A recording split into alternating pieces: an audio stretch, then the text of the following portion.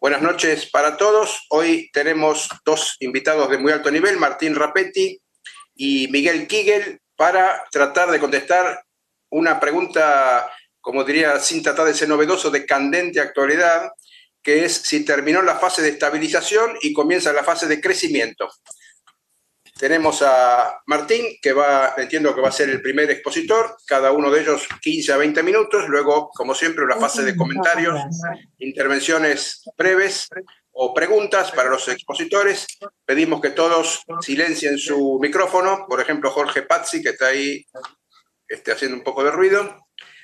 Y arrancamos con Martín, que es licenciado en Economía de la UBA y PhD en Economía por la Universidad de Massachusetts, director ejecutivo en el Centro de Análisis Económico Equilibra, también profesor de Macroeconomía 2 en la UBA, por suerte no me tocó dar esa materia, investigador titular del CEDES y del CONICET, y fue consultor de varios organismos internacionales, BID, CEPAL, etcétera. Dio cursos en universidades en el país y en el exterior y tiene múltiples publicaciones en revistas nacionales, internacionales y en los principales diarios argentinos. Así que Martín, todo oídos, te escuchamos, adelante y muchas gracias. Bueno, muchísimas gracias por la invitación y por la presentación. Un placer estar con ustedes de manera virtual. Hemos estado algunas veces de forma presencial. Yo, haciendo buen honor a la profesión, me voy a sostener en un PowerPoint que creo que al no ser Hay que hacerlo host, por favor. host, sí, no puedo compartir, lo cual sería un problema, porque no sabría qué decir prácticamente. Ricardo,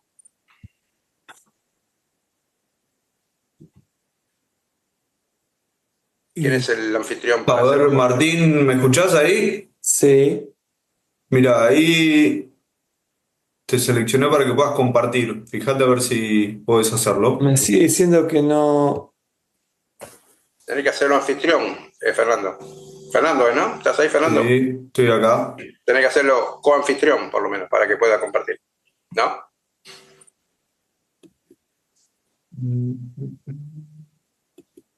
A ver, Martín ahí. Ahora sí. Bueno, acá voy entonces. Acá deberían estar viendo mi pantalla, ¿verdad? Sí, ¿Sí? ¿La ven? Sí. se ve, se ve. Perfecto. Bueno, arranco un poco con la.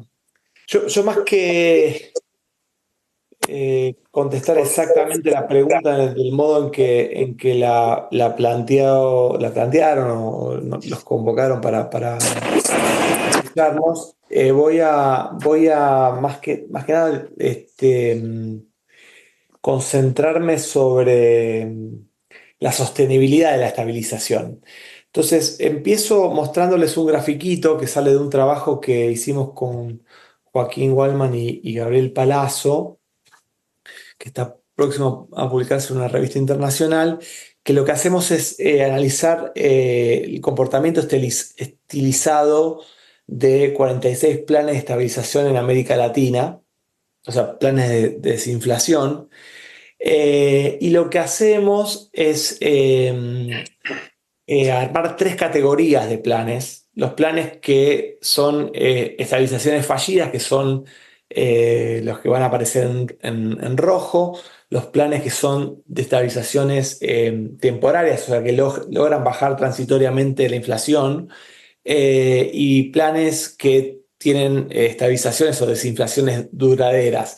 Nosotros tomamos una ventana de 5 años. Acá está, por ejemplo, los 60 meses posteriores al lanzamiento del plan. Ven una línea punteada en cero que unifica todos los planes que se han hecho en diferentes momentos del tiempo y toman como mes base el mes cero. Entonces se compara desde ahí y se muestran el comportamiento de algunas variables previo al lanzamiento del plan. En esta filmina lo que están viendo es la variación, la tasa de inflación, y lo que van a ver en este gráfico y en otros es una línea ya sea roja, verde o amarilla, que muestra el valor mediano de la variable, o sea, como si fuese el promedio, vamos a simplificar.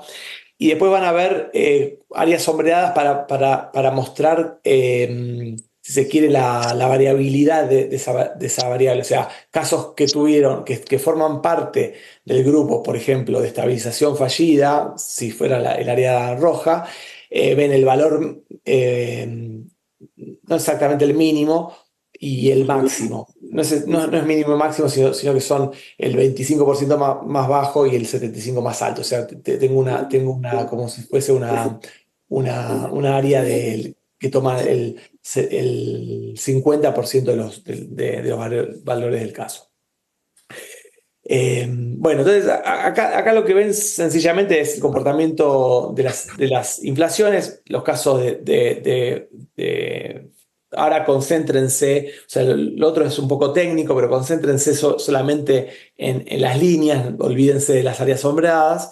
Entonces, fíjense que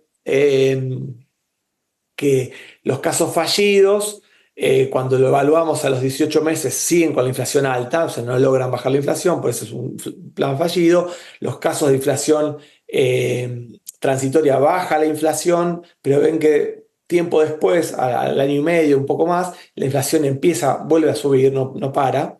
Obviamente hay casos en donde sube más, como ven el 75% más alto, ahí ven.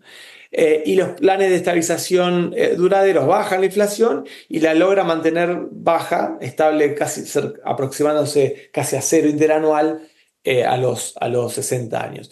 ¿Qué es lo más importante que sacamos de este análisis?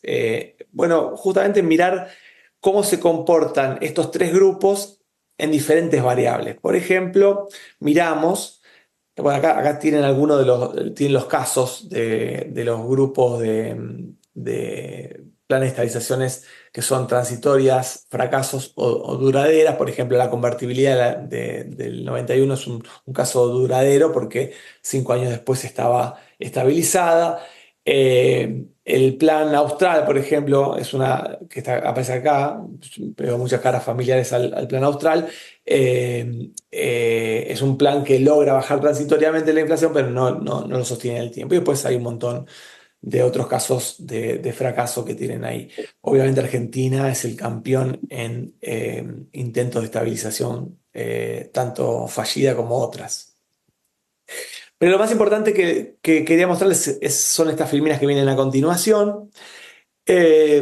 Miramos los tres grupos, por ejemplo, en cuanto al comportamiento de las cuentas fiscales. Por ejemplo, el balance primario, acá vemos los tres grupos. Al momento de lanzarse el plan, los casos de éxito duradero tienen un equilibrio en mediana primario, tienen un déficit fiscal financiero de 2,5%, pero fíjense que tanto los fracasos como los casos de estabilizaciones transitorias, tanto en el balance primario como en el financiero, aparecen en peor situación que los que tienen éxito perdurable. Esto sugeriría que hay una relación, o por lo menos se ve que los casos que tuvieron estabilizaciones perdurales en el tiempo, partieron y mantuvieron a lo largo del tiempo las cuentas fiscales más ordenadas que los otros, que los que no. Acá aparece un dato que para mí es muy importante en la historia que nosotros contamos en el paper y por lo menos mi lectura de los planes de estabilización, es que mira la evolución del tipo de cambio en términos reales. Acá el punto de partida es el mes cero y mira la variación del tipo de cambio real con respecto al momento cero. O sea, caídas, o sea, valores negativos significan que hay apreciaciones reales, y si el valor es positivo es que hay depreciaciones reales. Por ejemplo, si nos paramos en el mes 6, el promedio o la mediana de los planes que fracasaron habían atrasado o retrasado el tipo de cambio en términos reales alrededor de un 16% en términos reales. Lo más interesante de este gráfico, me parece a mí, es lo siguiente, es que noten que todos los planes, cuando intentan bajar la inflación, atrasan el tipo de cambio o se retrasa el tipo de cambio. Justamente el tipo de cambio nominal es un ancla, es el precio que se retrasa en relación al resto de los precios. O sea que ya sea, seguramente Miguel les va a hablar tal vez de los planes de estabilización que usan ancla monetaria o ancla cambiaria, pero cualquiera sea el ancla instrumental que usan, el trabajo lo termina siendo siempre el tipo de cambio nominal. El tipo de cambio nominal es un precio clave que se retrasa y que hace bajar la inflación. Y fíjense que a los 6 meses, cuando volvamos un segundito al de inflación, fíjense que cómo correlacionan la desaceleración de la inflación en los planes fallidos con la apreciación cambiaria. O sea, cuando logran atrasar el tipo de cambio, la inflación se desacelera. Después, por algún motivo, los planes que fracasan tienen que devalúan y reaparece la inflación. Y fíjense que le pasa algo parecido a los planes de éxito transitorio. Logran extender el periodo de apreciación real del tipo de cambio, pero luego no logran sostenerlos, tienen que devaluar en términos reales y es en paralelo a estas devaluaciones reales que reaparecen la inflación.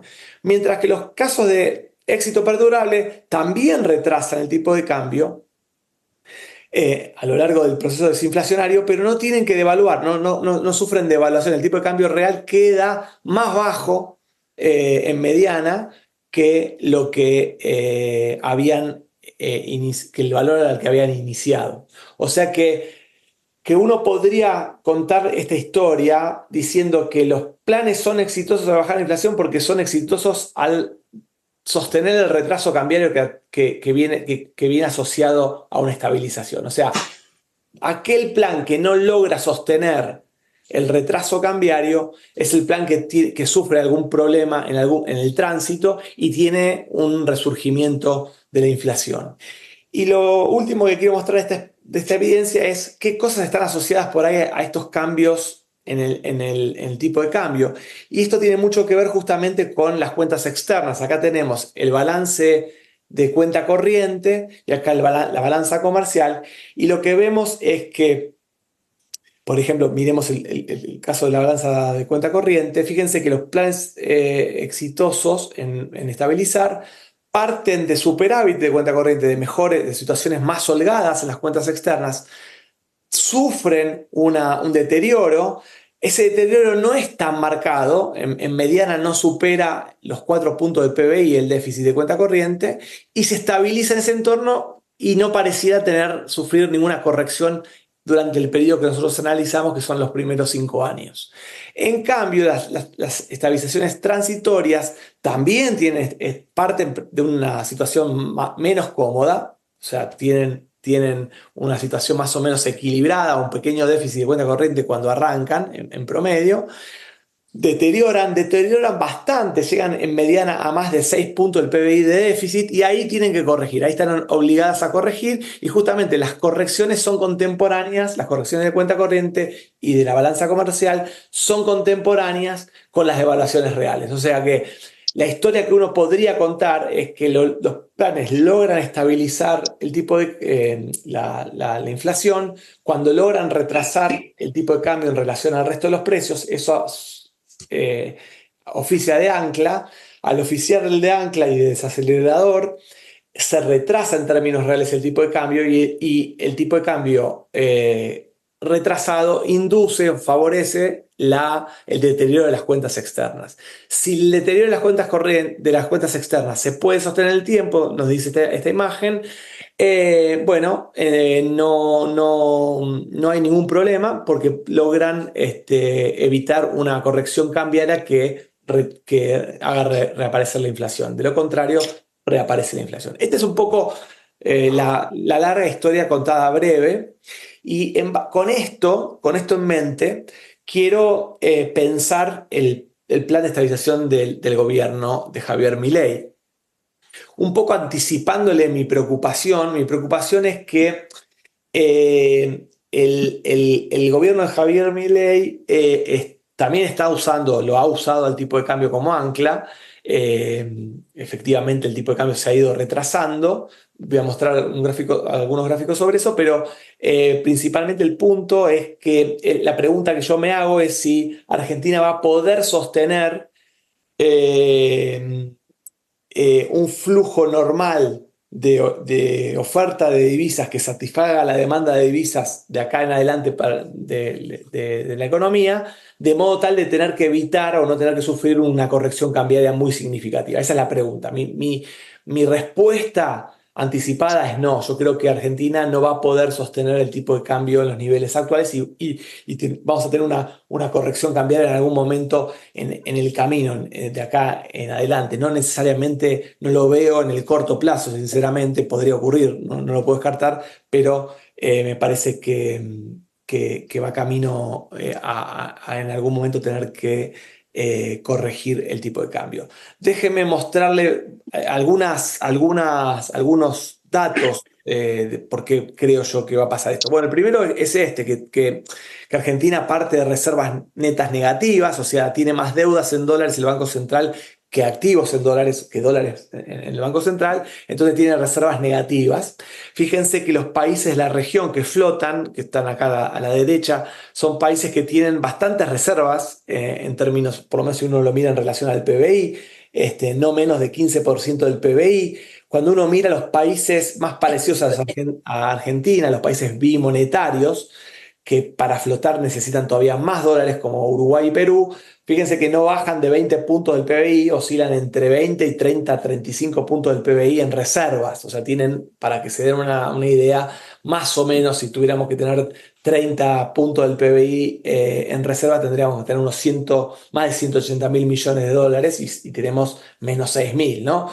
Y de hecho, el acuerdo con el fondo establece que Argentina debería cumplir una meta bastante exigente de acumulación de reservas, que deje las reservas netas que arrancaron en terreno negativo en torno a los 80 mil millones de dólares en 2030. Vale decir que, y aún así, si se llega a este nivel de reservas netas, estaríamos hablando de 10% del PBI.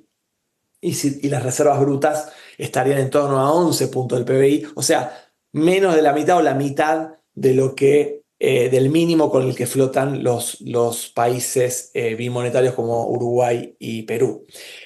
Aún Pero así, la abogada es la que menos se divierte negociando para abajo, se divierte la mujer. ¿alguien me está hablando o No, yo? no, no. Adelante, adelante. Alguien tiene el micrófono abierto. Bueno, alguien tiene el micrófono abierto. Bueno, entonces ahí está, miren ustedes la acumulación de reserva que tiene que hacer el Banco Central Argentino. Estoy dejando de lado 2025, me concentro en el mediano plazo, 2026, 2030, 8.000, 12.500, hasta 21.500. Un total de 77.000 millones de dólares en 5 años. A esto hay que agregar que el punto de partida no solo es bajo el stock de reservas, sino que también es alto el stock de deudas que tiene el sector privado con el extranjero. Acá tienen la evolución de la deuda comercial de las empresas que reporta el Banco Central. El último dato que tenemos es a fin del año pasado. Seguramente este número hoy es mucho más bajo, pero aún así, si ustedes miran, fíjense que el nivel normal que ha tenido el sector privado de deuda comercial en general no supera los 25.000 millones de dólares. El último dato está en torno a 40.000 millones de dólares. O sea que el sector privado tiene todavía que conseguir dólares para pagar deuda comercial, y esto habría que sumarle también las utilidades no distribuidas que van desde el 2019 hasta hoy y que recién se van a poder empezar a distribuir las de este año, el año que viene, pero el stock acumulado en los últimos 5 años, 5 años y monedas, todavía está ahí, una parte pendiente de ser girado al extranjero, con lo cual uno tendría ahí también una demanda adicional de dólares, que yo simplemente voy a contar en la cuenta que estoy haciendo de los dólares que las necesidades de dólares que necesita Argentina en los próximos años. Simplemente voy a contar el pago de bopriales, que es el instrumento que en dólares que utilizó el Banco Central para poder alivianar un poco el servicio de deuda comercial y también de utilidades ahora próximamente de las empresas. Entonces ahí el número que antes teníamos, que era 77.000, pasa a 87.000. Y sumo también a la cuenta que estoy haciendo, bueno, los dólares, las reservas de dólares que año a año consume o ahorra el sector privado. El sector privado en años sin cepo a precios de hoy acumuló en promedio 25.600 millones de dólares anuales, equivalentes al 37% de las exportaciones totales. Obviamente hay años en los que se demandó más, por ejemplo 2018 se demandaron a precios de hoy cerca de 37.000 millones, el equivalente casi a 65% de las exportaciones totales. Eso obviamente es un año de crisis excepcional, pero estamos hablando de números muy altos. Y en los años de menos demanda de dólares, el mínimo es 14.000 millones de dólares a precios de hoy, equivalente al 20% de las exportaciones totales. Entonces yo voy a hacer una cuenta muy austera, muy modesta, y voy a suponer que simplemente el sector privado va a tener necesidades de ahorro en dólares equivalentes al 10% de las exportaciones totales que estimamos de acá en adelante. Con lo cual le tenemos que agregar a esta cuenta de dólares otros 60.000 millones de dólares y la cuenta asciende ya a 149.000 millones de dólares para los próximos 5 años, y también contamos los dólares de reserva, de ahorro que va a querer acumular año a año el sector privado. De vuelta, insisto, estamos siendo bastante conservadores con este número. Y finalmente, lo último que quiero, la última cuenta que hago es, creo que este es en gran medida la diferencia entre la mirada del gobierno y la de otros economistas como yo, que en vez de ser keynesianos, marxistas, neoclásicos, libertarios o lo que sea, el adjetivo ahora es econochantas. Bueno, entonces nosotros los econochantas tenemos una mirada distinta al gobierno. Básicamente, el gobierno, ¿qué piensa? El gobierno dice, lo que tiene acá es la evolución de la cuenta corriente, el resultado de cuenta corriente histórico de la Argentina del 94 a hoy, en relación al PBI, y el gobierno, este año nosotros más o menos estimamos, por ahí Miguel tiene un número distinto, pero más o menos todos tenemos que la cuenta corriente va a ser deficitaria, no mucho, a nosotros nos da más o menos 1,5 del PBI. Y el gobierno tiene una hipótesis de que, bueno, de que Argentina va a seguir teniendo déficit de cuenta corriente y va a mantener un tipo de cambio bajo como el actual, ¿no? O sea, digamos, fíjense acá a precios de hoy, fíjense, están las bandas a precios de 1.400, 1.000 y 1.000 en perspectiva histórica. Estoy escalando la evolución del tipo de cambio real como para hacerla compatible con los precios de hoy. O sea que, por ejemplo, no sé, la convertibilidad, el fin de convertibilidad, el 2001, era un tipo de cambio apenas superior a 900 pesos de hoy. La salida de la convertibilidad, el 2002, fue 2.300 más o menos el tipo de cambio, ¿no? Entonces, este es el escenario que plantea el gobierno, estilizadamente. Yo trato de ponerle números a esto. Lo que hago es un calculito. Bueno, lo más importante para mostrarles por ahí, acá sí aparecen los números de la historia. La cuenta corriente en barras que se mide en el eje derecho, y el tipo de cambio real con la misma métrica que les mostraba antes, en perspectiva histórica.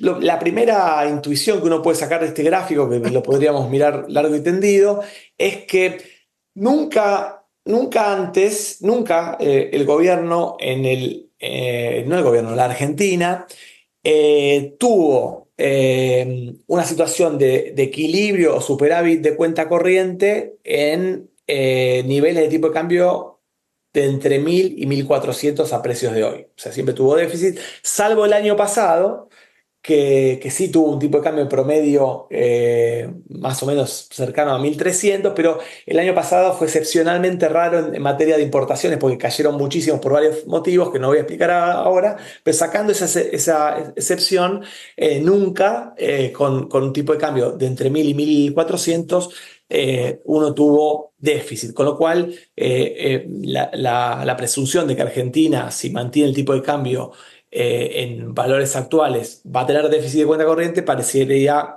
ir en línea con la historia, ¿no? La historia no siempre se repite, pero haciendo una estimación, usando bueno, un poco de econometría, haciendo algunas cuentas que hacemos los economistas, una estimación muy conservadora del déficit de cuenta corriente, del resultado de cuenta corriente, nos da a nosotros que si el tipo de cambio se mantiene a precios de hoy en torno a 1.200 en términos reales y la economía crece lo que presupone el memorando técnico con el fondo, Argentina tendría un mínimo de un déficit de entre 1,5% del PBI y 2 puntos del PBI. O sea que a la cuenta en dólares que teníamos antes, el déficit le sumaría estas barritas celestes año a año, que son déficit de cuenta corriente que, como les decía, entre 1,5 y 2% del PBI, con lo cual las necesidades que estoy calculando de dólares de la economía para todo el periodo 2026-2028, año a año da esto y acumulado da 214 mil millones de dólares.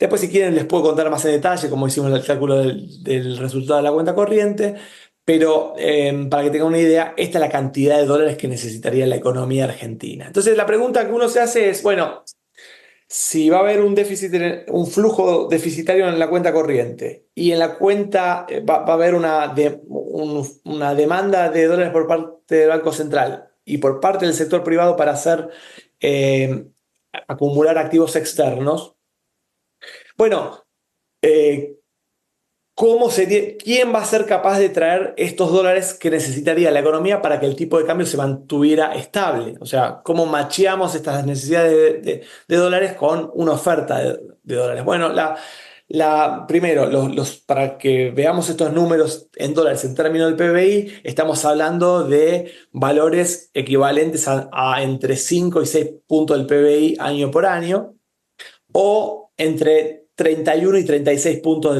de las exportaciones totales para los años por venir. Uno supone que, y el gobierno lo ha dicho también, que como el gobierno no tiene un programa de déficit fiscal cero, lo único que necesitaría de financiamiento es las amortizaciones de capital. Vale decir que el sector público proveería en términos netos $0 para la economía porque solamente traería los dólares que necesita para pagar sus amortizaciones. De modo tal que esta cantidad de dólares, ya sean medido en términos de exportaciones o de PBI, las debería traer el sector privado. El sector privado tendría que ser un receptor neto de financiamiento por esta cantidad. Cuando uno mira la historia y mira el financiamiento neto que recibió el sector privado del 2003 acá, que tenemos datos comparables, vemos que nunca en la historia el sector privado recibió tanto y por tanto tiempo los dólares que necesitaría bajo este ejercicio, que, insisto, es relativamente conservador porque estamos presuponiendo una baja demanda de dólares con motivo de ahorro y no lo conté en detalle, pero un déficit de cuenta corriente que podría ser todavía mayor al que les mostré acá. Entonces, cuando yo miro estos números, yo digo, bueno, realmente a mí me cuesta creer que Argentina pueda sostener este nivel, sobre todo el sector privado, este nivel de financiamiento externo, con lo cual lo más probable es que para que se pueda maridar las necesidades de dólares con la oferta de dólares, el sector público va a tener la economía va a tener que correr un superávit de cuenta corriente, que es lo que estoy mostrando acá estilizadamente con la liñita amarilla, para poder conseguir los dólares que necesita para crecer tal como está presupuestado en el acuerdo con el fondo. Un cálculo muy sencillo nos muestra que si Argentina tuviera, en vez del déficit que le mostré de cuenta corriente, un superávit moderado de 1 punto del PBI promedio en los próximos 5 años, las necesidades de financiamiento externo que calculamos en 6 puntos del PBI en promedio se reducen a la mitad, a 3 puntos. Y eso es bastante más, o en vez de 30 puntos de exportaciones, la mitad, 15 puntos. O sea, volvamos a ver los números, o sea, sería que esto bajara a este nivel más o menos, ¿no? Al 15%, lo cual pareciera bastante más manejable. Entonces, claro, esta me parece a mí es, digamos, a grandes rasgos la división de aguas, ¿no? El gobierno entiende que esta es la trayectoria posible, la verde. Nosotros los Econochanta creemos que es más probable esta trayectoria de la cuenta corriente. Obviamente, asociada a estas dos trayectorias hay dos trayectorias distintas del tipo de cambio. Esta trayectoria de la cuenta corriente requiere un tipo de cambio que es más alto, incluso probablemente más alto que lo que están en las bandas hoy cambiarias. Yo quiero así hacer un punto antes de que me lo pregunten. En el cálculo que nosotros hacemos del resultado de cuenta corriente, estamos suponiendo unas exportaciones que crecen un montón. De hecho, en cantidades crecen al doble de lo que crece el PBI. Una cosa que nunca pasó en un periodo de 5 años en Argentina. Bueno, en el principio de la convertibilidad pasó eso, pero también crecieron mucho más las importaciones.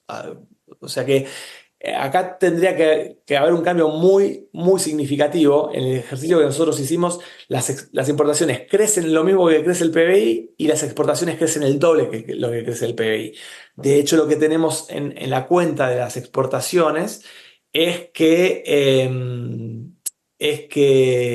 a 2030 minería y energía aportan alrededor de 40.000 millones de dólares, que es una estimación bastante optimista de los expertos tanto en minería como en energía. O sea que no es que el camino amarillo solo se va a conseguir con lo que tenemos proyectado para Vaca Muerta o para litio y cobre, sino que además va a haber que generar más dólares que lo que genera esos dos sectores. O sea que no nos salva Vaca Muerta ni el litio ni el cobre. Bueno, esto es, entonces, sintetizando, pues termino acá. Sí. Esto es lo que me lleva a pensar a mí y a otros colegas que, digamos, que es probable, no necesariamente estamos hablando, o sea, déjenmelo resumirlo así. Yo no veo, usando los comportamientos estilizados que les mostré antes de los planes de estabilización, no veo que en el caso argentino mantengamos una tendencia de mediano plazo con un tipo de cambio ya estabilizado en los valores actuales. O sea que eso va a sufrir en algún momento un tropezón, Dios sabe cuándo. Yo creo que más temprano que tarde, no me lo imagino dentro de 5 años eso. Y creo que eso se fundamenta en las necesidades de dólares que tiene la Argentina de cara al futuro.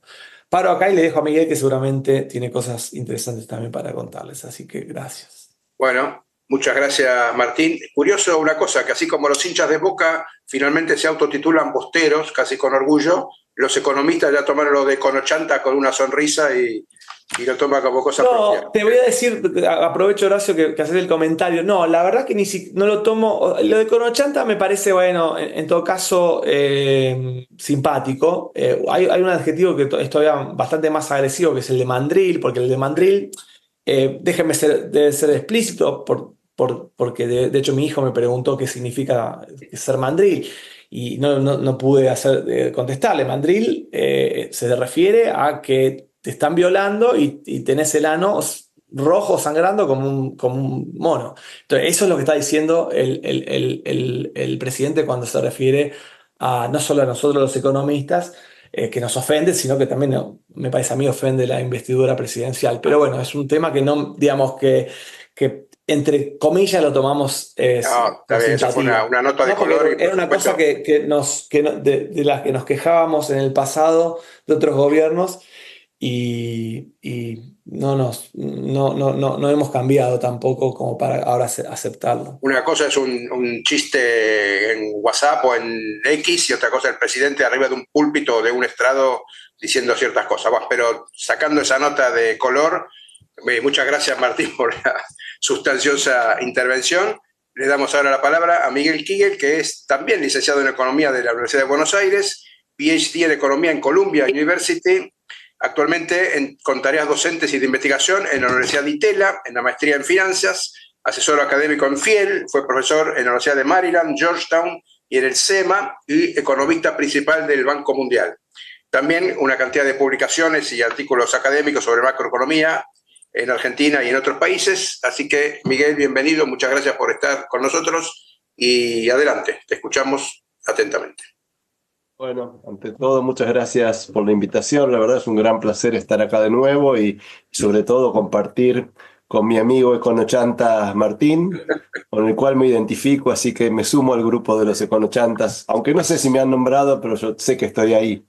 No, realmente me pareció muy, muy interesante y profunda la presentación de Martín y realmente pone muchos temas sobre la mesa.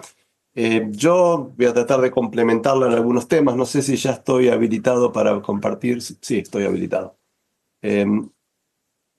Preparé algunos slides, muy poquitos, un poco para ayudarme en la presentación, pero la verdad que más que nada lo que quiero ir es a remarcar algunos temas.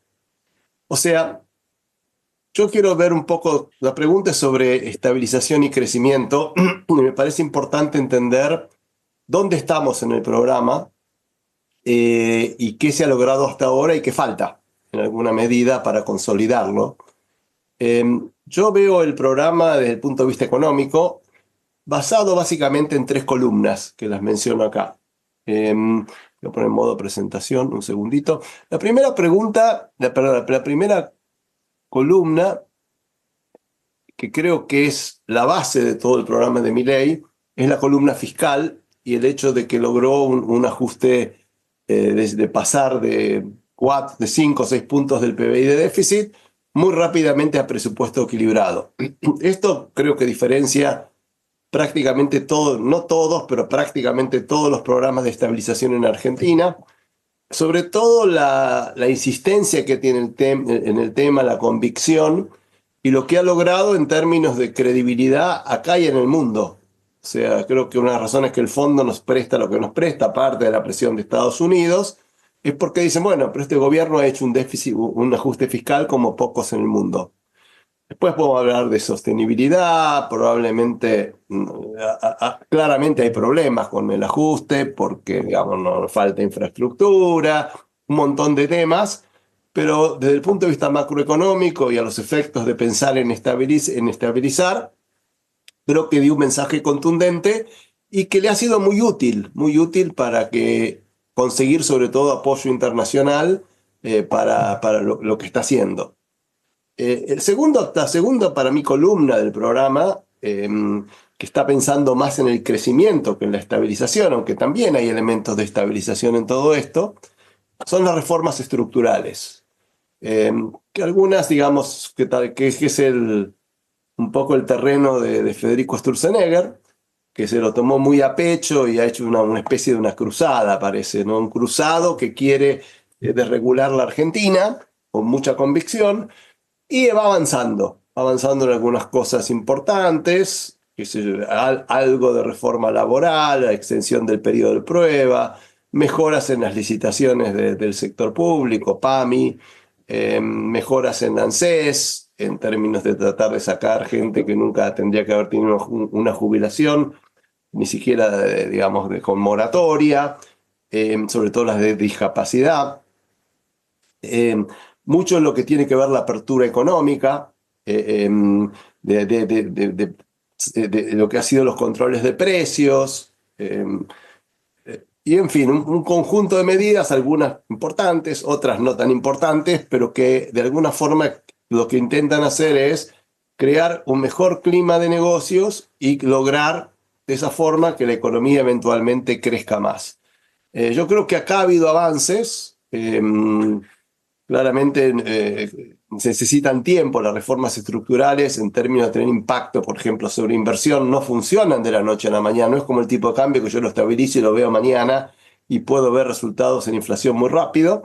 En las reformas estructurales llevan tiempo y creo que uno de los temas que siempre está en la mente de todos los inversores es que en la Argentina estas reformas muchas veces se han hecho y después se han deshecho. O sea, el tema del riesgo, el riesgo de que sean perdurables o no, creo que es un temor que está en todos lados.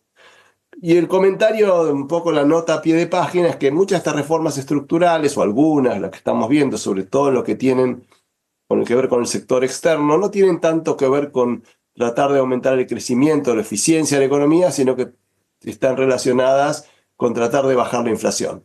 Eso lo hemos visto en muchísimos programas de estabilización, lo vimos en algunos casos en la convertibilidad, lo vimos en los 80, donde básicamente el gobierno dice, si vos no bajás los precios, yo te abro la economía, y no lo hacen de una forma racional esa apertura, no es una apertura que está pensada para de alguna forma hacer gradualmente la reconversión de las empresas hacia más eficiencia, sino que está básicamente pensada para bajar la inflación. Y acá se ha hecho bastante, primero con alimentos, recientemente ahora con los celulares. Eso, pues, los celulares puede ser un caso distinto, pero ha habido varios casos que se abrió la economía básicamente para bajar precios. Y la tercera pata que yo veo en el programa es la pata monetaria, cambiaria, donde yo pongo las reservas también, que tanto mencionó Martín. Y esta pata me parece que es la más floja, porque nunca ha habido claridad de cómo era el programa monetario en la Argentina. O sea, por un lado se habla de que se quiere ir a la dolarización, que es un tema que hemos discutido acá creo que el año pasado. No se sabe si se va a la dolarización, no se sabe qué es una dolarización endógena, que no lo ha hecho nadie.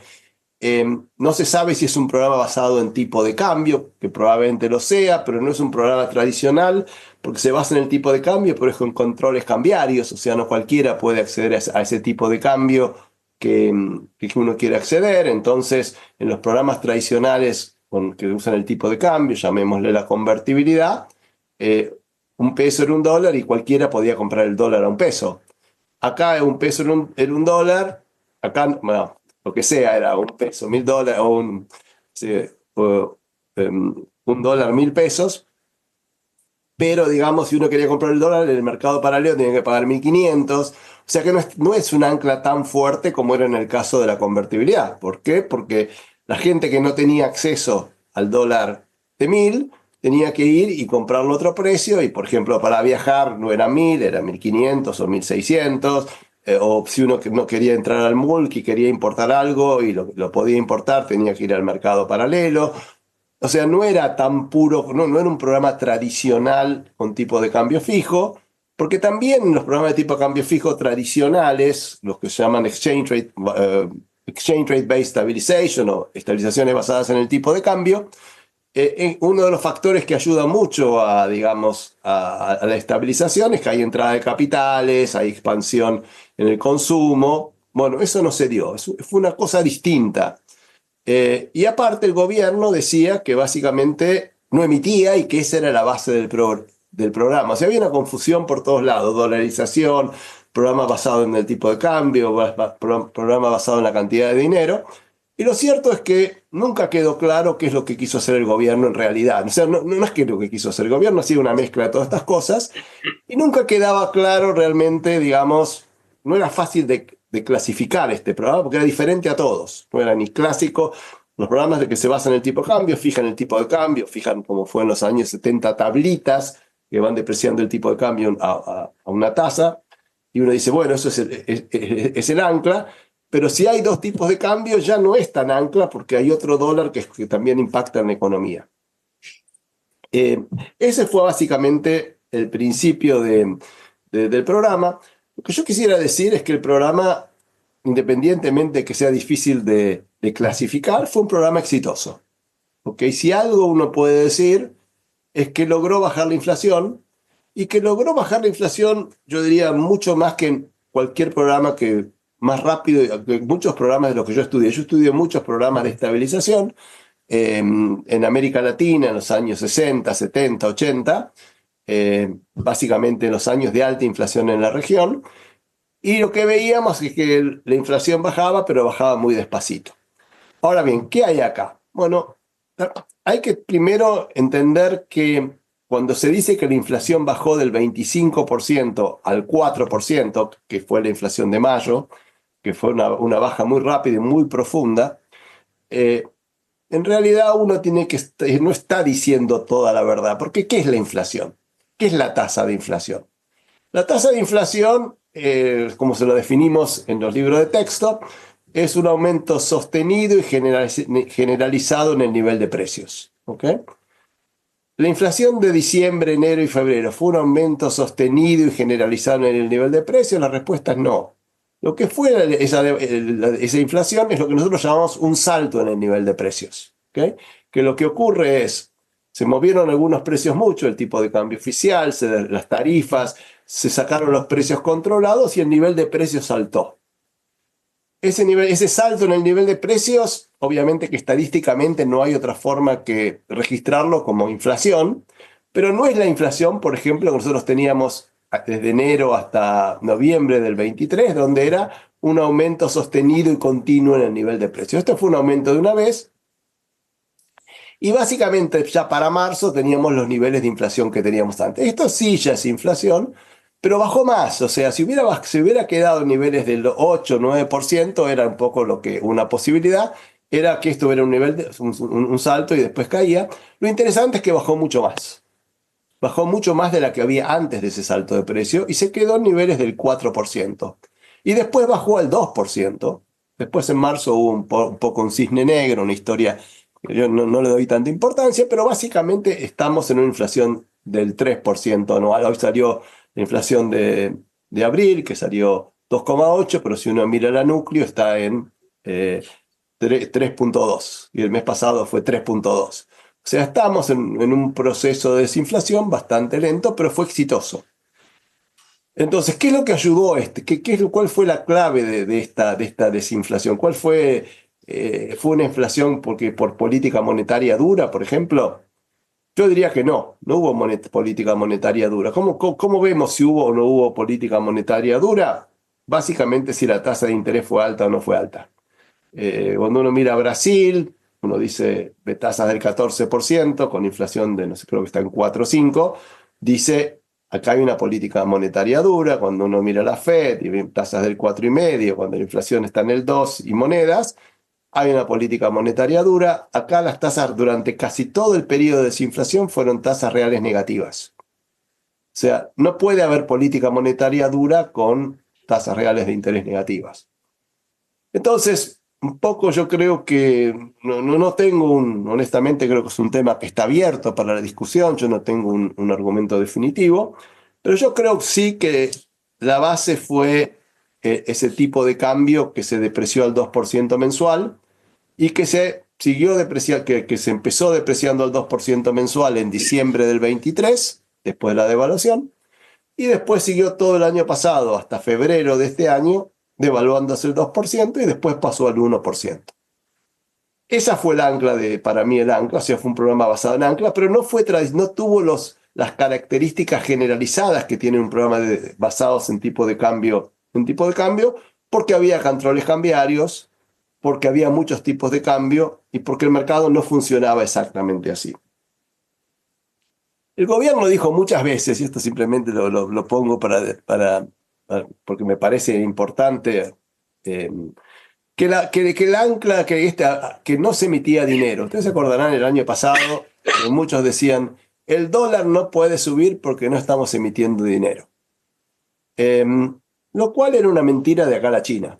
Pero bueno, la verdad es que eso prendió muchísimo y tuve yo muchas discusiones con gente bien armada, hasta en Wall Street, que me decía no se está emitiendo. En realidad se emitió, y estuvo bien que se emitió. Ojo, yo no estoy criticando la política, yo estoy criticando el relato. Que el relato era que este es un programa basado en tipo de cambio. Y no fue basado en tipo de cambio. Ellos dijeron hacia abril del 24, del año pasado, básicamente que no subía la cantidad de dinero porque no subía un invento de base monetaria, que es la base monetaria amplia. ¿Qué era la base monetaria amplia? La base monetaria amplia era lo que ellos llamaban la base monetaria tradicional, más algunos pasivos del Banco Central que los eligieron medio a dedo, que eran en ese momento los depósitos del Tesoro en el Banco Central y lo que eran las LEFIs en ese momento, que eran unas letras de corto plazo. Entonces decían, uno miraba este número y dicen, sí, es cierto, no están emitiendo. Y eso era cuando el dólar empezaba a subir. Decían, no, el dólar no puede subir porque no estamos emitiendo pesos. Si no emitían, tampoco debería haber inflación, ¿no es cierto? Porque el dólar no sube, pero tampoco deberían subir los precios. Y nosotros veíamos que los pesos subían y que el dólar subía en ese momento. Entonces, había un relato que te decía que eso no subía, pero cuando uno miraba la base monetaria, como la miramos todos, la base monetaria estaba subiendo, y cada vez que subía la base, bajaban otros pasivos, pero la base monetaria estaba subiendo.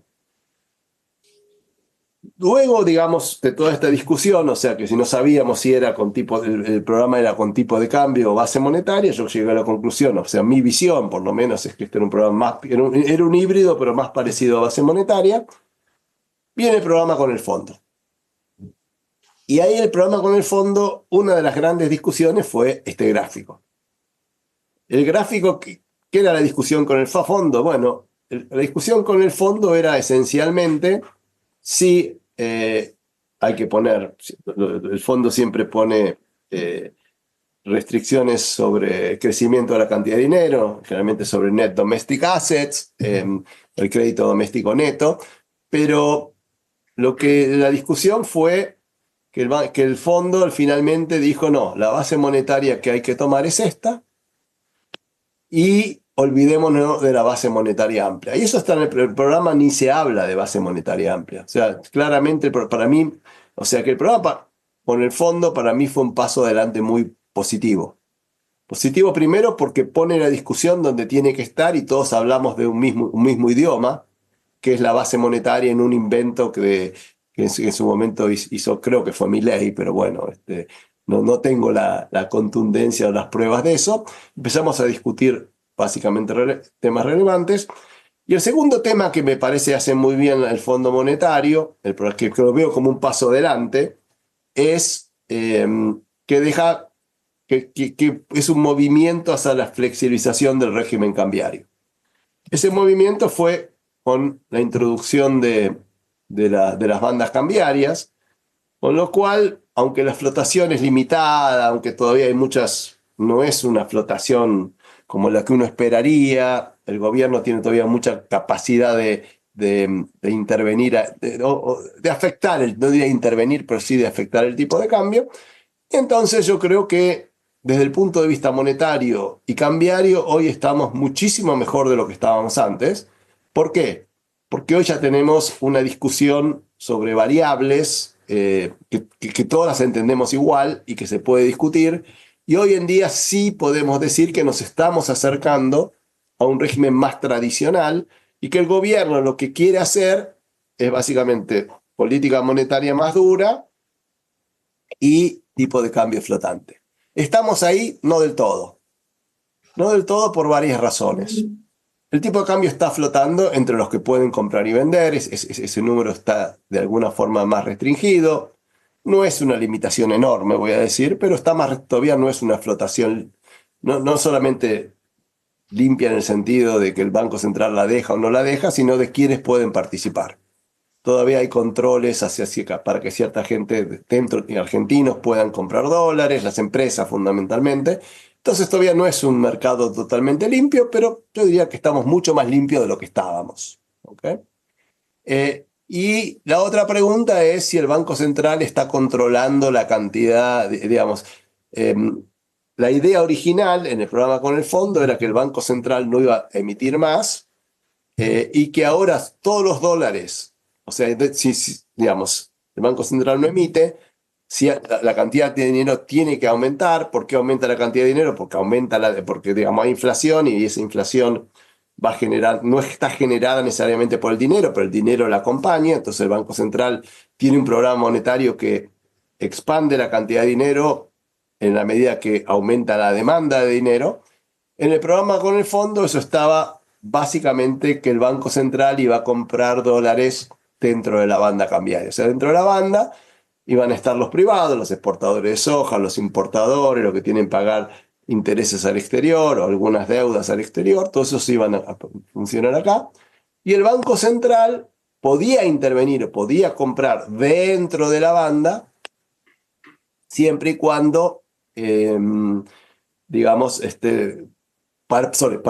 comprar dentro de la banda para expandir la cantidad de dinero. Cuando el Banco Central compra dólares, expande la cantidad de dinero. Lo que ocurre es que cuando el Banco Central compra dólares, le pone más presión a ese tipo de cambio flotante y el tipo de cambio sube. Y acá viene la primera pregunta que nos hacemos es, ¿ya terminó la fase de estabilización o no? Yo creo que no.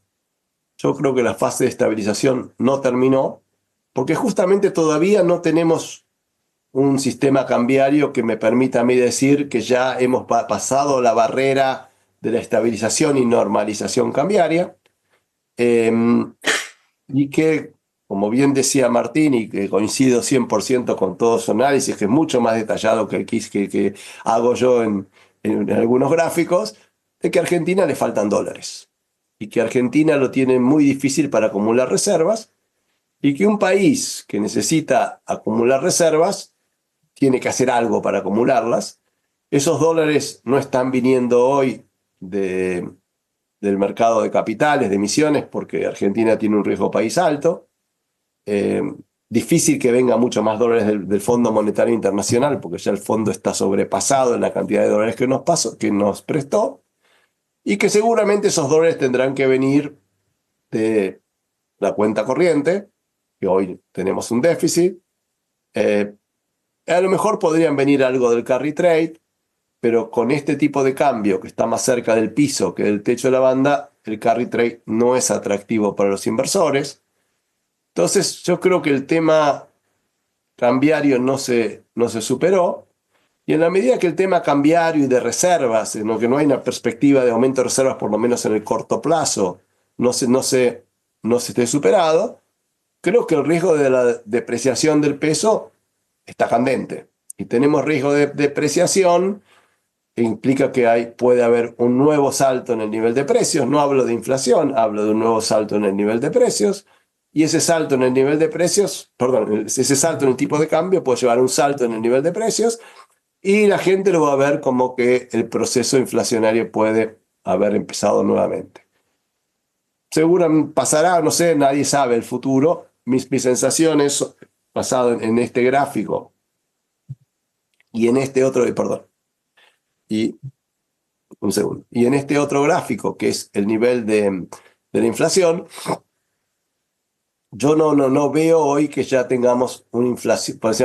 ¿Cuándo termina el nivel de estabilización? Yo veo que la estabilización, la inflación están dando más o menos al 3, puede seguir bajando unos meses más, seguramente hasta las elecciones el gobierno va a hacer lo imposible para que la inflación lleguemos a octubre a niveles de 2% o menos, pero la realidad es que eso no va a ser fácil, y que hay mucha inercia en la economía argentina porque en los esfuerzos porque llegar bien a las elecciones se están pisando algunos precios, no se están ajustando los salarios de acuerdo a lo que el mercado quiere, sino que el gobierno está poniendo piso a la suba de salarios, de repente se están postergando aumentos en combustibles, en tarifas, y un montón de cositas ahí que son muchas chiquitas, pero que seguramente van a mantener viva la inflación durante más tiempo de lo que el gobierno espera. ¿Cuál sería el momento para mí que llegamos al fin de la estabilización está tranquila? Bueno, cuando ya tenga la sensación de que con el tipo de cambio se están ganando dólares, cosa que hoy no tengo esa sensación, y cuando la inflación ya esté bastante cercana a un dígito, a un dígito anual, ¿no es cierto? Que todavía no estamos ahí. O sea, para mí no estamos lejos tampoco, no es que es un proceso que yo espero 10 años para que estemos ahí, pero probablemente le faltan entre 18 y 24 meses, si todo anda bien, para consolidar este proceso de estabilización. O sea, yo pienso que vamos bien en general, con todos los peros que tenemos, con atraso cambiario, con atraso de algunos precios, con una política monetaria que todavía no es clara si es expansiva o contractiva, con un montón de cosas, pero por lo menos creo que se va hacia adelante y hay buenas chances de que este programa, con las reformas estructurales, con el acuerdo fiscal y con una política monetaria más clara, eventualmente con un programa, con el fondo que Argentina cumple, porque este programa ya el gobierno dijo que no va a cumplir la meta de reservas, podamos llegar a una estabilización, o estabilización llamada como que ya la inflación no es la prioridad, que están dando al 12, y bueno, eventualmente con el correr del tiempo llegaremos a niveles parecidos a los que tienen otros países de América Latina, que por alguna razón Argentina nunca pudo llegar. Bueno, llegó en la convertibilidad y después nunca más pudimos estar ahí cerca. Segunda pregunta es, voy a ir rápido. Un punto adicional quería hacer, que esta estabilización tuvo un costo. El costo no ha sido tanto desempleo. El desempleo no fue tan fuerte, digamos, no ha habido un fuerte aumento en el desempleo. De hecho, la pobreza subió y está bajando. Pero, digamos, ha tenido un costo muy grande en términos de lo que es el tipo de cambio real. Tipo de cambio, o sea, yo creo que el gobierno, y sobre todo de reservas, el gobierno prefirió sacrificar todo lo que sea posible, ya sea tipo de cambio, ya sea algunas liberalizaciones de precios, porque su objetivo central, y pensando en octubre, sigue siendo que la inflación sea lo más bajo posible, porque ese es el éxito de su programa.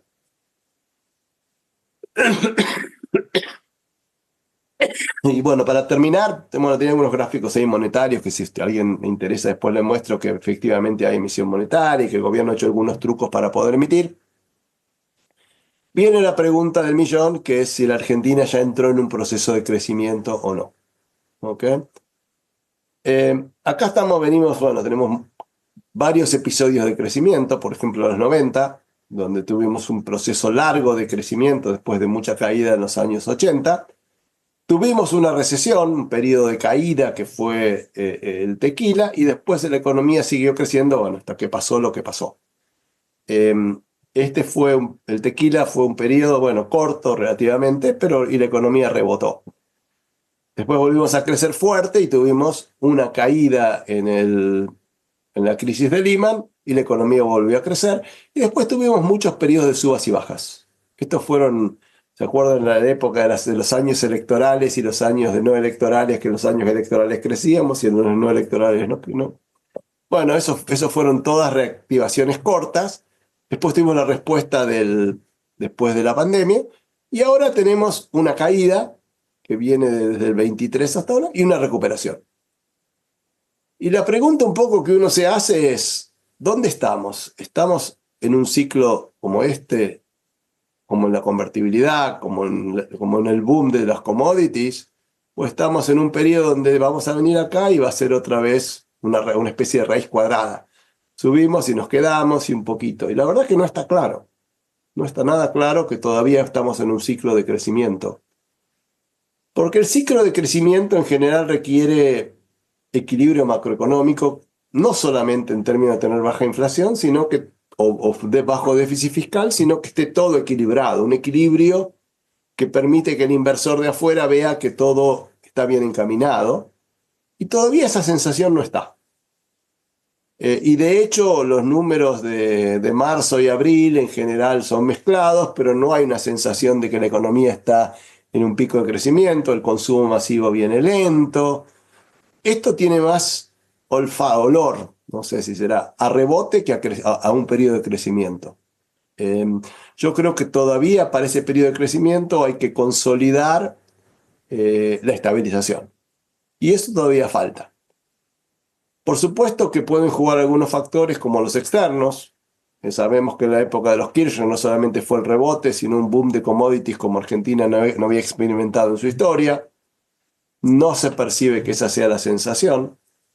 En los 90 tuvimos claramente una situación externa positiva, sobre todo apareció el mercado de capitales para los países emergentes. y hubo mucho flujo de capitales de los emergentes, hubo muchísimas privatizaciones que atrajeron plata y ahí sí que hubo un shock de productividad enorme, porque venía mucha inversión que estaba de alguna forma atraída por oportunidades únicas, que era se iba a privatizar las telefónicas, las eléctricas, había muchas y realmente había un montón de inversores dando vuelta durante esos años buscando que las oportunidades y eso atrajo mucho. Hoy no hay tanto. Las pocas compras que yo he visto en general han sido el sector privado argentino comprando empresas que se van. Que eso pasaba más en la época de los CAC que en las épocas buenas. Porque en un rato. ¿Qué hora es ahora? A las 8:15. Bueno, a ver, pero yo diría que, digamos, no quiero, obviamente que no tengo la seguridad de lo que estoy diciendo, pero un poco lo que mi sensación me da es, estamos en una economía que está para crecer, se están dando las bases para crecer. Tenemos sectores con un potencial enorme, minería,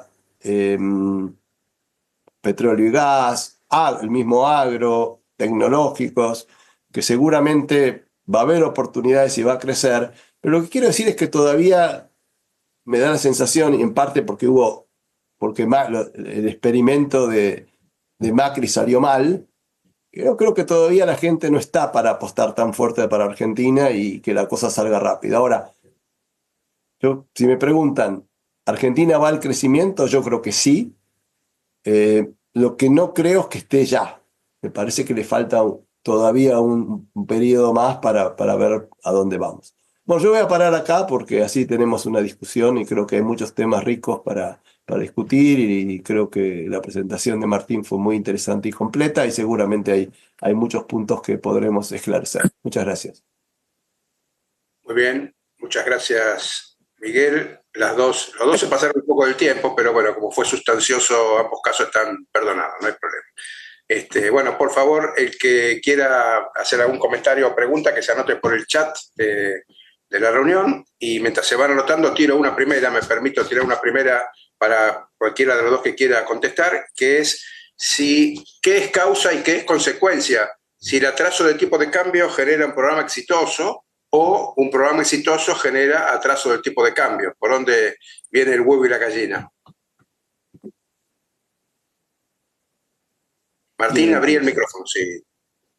Ahí tenemos a Norberto que se anotó.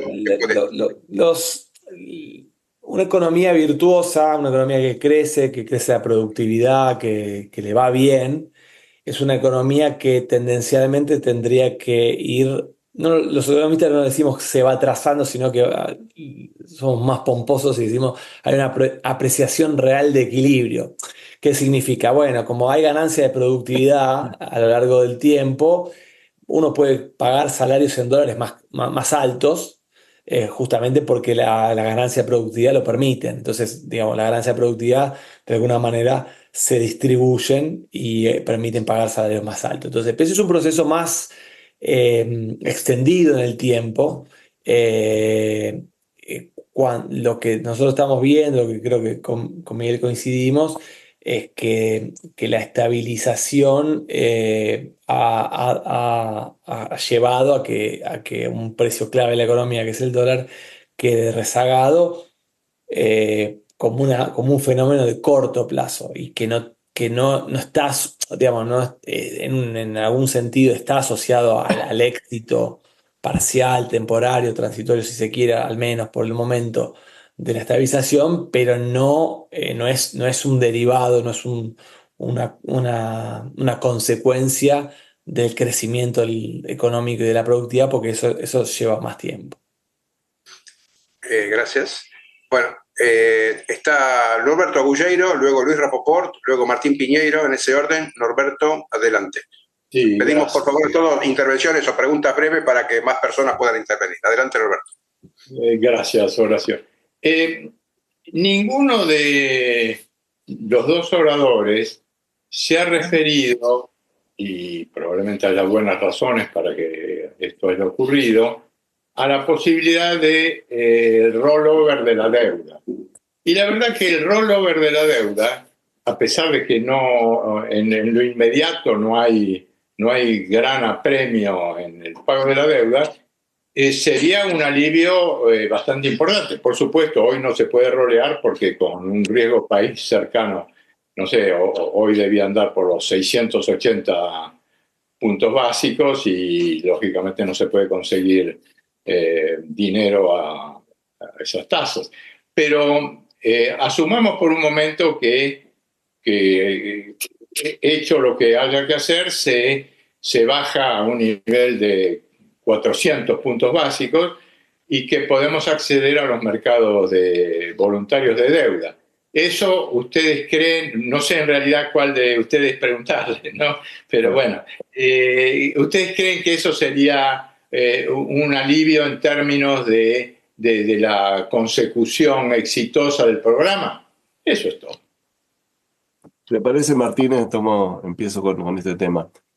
No, la pregunta es buena y yo creo que sí, que se toma en cuenta la posibilidad de que Argentina vuelva a los mercados y aparte Toto Caputo ya, digamos, ha emitido un montón de bonos con Macri, así que lo sabe hacer muy bien, o sea que eso no sería un problema. Es más, el programa con el FMI, por ejemplo, dice explícitamente que Argentina necesita volver a los mercados, primero para acumular reservas, porque la acumulación de reservas por superávit de la cuenta corriente, que aparte no hay, es un proceso muy lento, mientras que pasa a través del mercado de capitales, en su momento, por ejemplo, en la época de Caputo y Sturzenegger en el Banco Central, se pudieron acumular 30, 40 mil millones en un año. O sea, las velocidades son muy distintas. Entonces creo que eso es lo que se considera.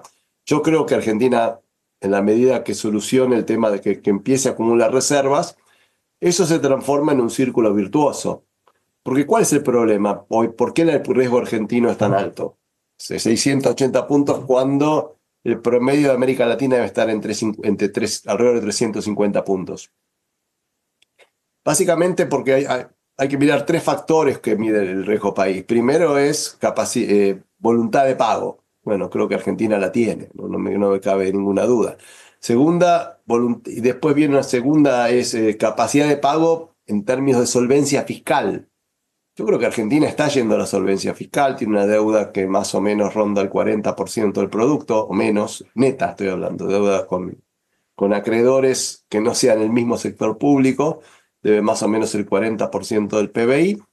Y la tercera es, como nuestra deuda casi todo está en dólares, te tienen que mirar cuánto te van a contar las costillas con los dólares que tiene el Banco Central. Y esa es la pata floja. O sea, si Argentina logra dólares en el Banco Central, ya digamos, ¿por qué no le van a prestar a Argentina? Un país que está haciendo las cosas bien, que tiene equilibrio fiscal, tiene reservas, la inflación es más baja, y entonces empieza a tomar deuda y todo el mundo quiere empezar a prestarle porque es un país que realmente tiene, que las cosas pintan bien. Pero bueno, yo creo que no llegamos ahí todavía, es un tema para el 2026, donde si las cosas salen bien, debería empezar a haber un poco más de colocación de deuda y eso puede ayudar muchísimo. Muchas gracias, Miguel. Para un comentario pide Luis Rapoport. Adelante, Luis. ¿Dónde está? Son más de uno, son tres y una pregunta. Ya. Bueno, dale. Primero, yo veo una inconsistencia entre reformas estructurales y superávit fiscal, porque hablar de reformas estructurales alrededor de cosas regulatorias me parece es totalmente insuficiente. Empezamos a hablar en serio cuando bajamos el costo argentino, o sea, retenciones e impuestos. Si uno compara con la época de Cavallo, solamente ingresos brutos era la mitad, ganancias era menos, no existía el impuesto al cheque. O sea, es otro mundo. Comparar el tipo de cambio con ese peso fiscal que con el peso fiscal de la época de Cavallo. Segundo tema, cantidad de moneda. Yo no sé, pero tengo la impresión, eso lo saben ustedes mejor que yo, que hay que tomar M3. O sea, hay por lo que yo vi, unos números de algo así como el equivalente a 46.000 millones de dólares en plazos fijos. Eso es, digamos, gente que en algún momento, si ve el tole, se va y tenés una corrida cambiaria. Con la mitad de eso, con 23.000 millones de dólares en pesos, haces un desastre. Tercer tema, el impacto sobre el sector productivo. Yo estoy viendo, por ejemplo, el sector frutas y verduras está entrando a lo pavo del exterior, qué sé yo, limones vienen de Egipto. Y ahora estoy viendo que está entrando carne de cerdo de Brasil a lo pavo. Y hay algunas empresas que están cerrando. Ni hablar del sector productivo. Estoy asesorando, vinculado con la Fundación de Observatorio PYME, y estamos viendo que las ventas por ahí se mantienen, por ahí suben un poco, pero baja el personal y la producción. Esto quiere decir que está pasando a importar.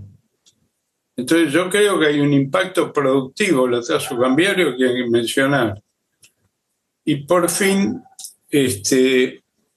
una pregunta. Ahí yo no vi los números ni nada, pero se habla de una intervención del gobierno en el mercado de futuros. Yo quería que ustedes hagan una referencia sobre ese cuarto punto. Bueno, gracias. Martín o Miguel, sobre ese cuarto punto, o algún otro. ¿Te parece, Miguel? Tomo un poquito. Dale vos, después la próxima al revés. Dale.